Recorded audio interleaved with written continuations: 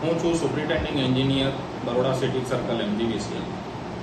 આજે સાંજે જે કમોસમી વરસાદ અને વાવાઝોડું આવ્યું તેના કારણે બરોડા સિટીનો પાવર સપ્લાય બેડલી અફેક્ટેડ થયો છે અને વરસાદ અને વાવાઝોડું શાંત થયું ત્યાર પછી પાવર રિસ્ટોરેશનનું કામ પણ ઝડપથી ચાલુ કરી દેવામાં આવ્યું છે.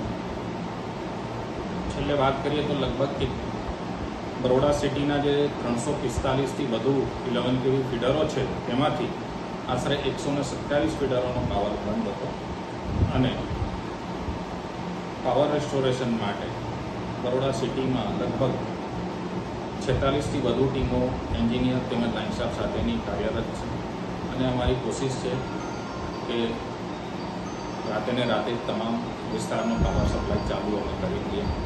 અત્યાર સુધી લગભગ 3 થાંભલા પડ્યાના સમાચાર છે. વધુ જેમ જેમ સાઇટ વિઝિટ થશે તેમ બીજી માહિતી આવશે, પરંતુ અમે કમિટેડ છીએ પાવર સપ્લાય વહેલી તકે ચાલુ કરવા.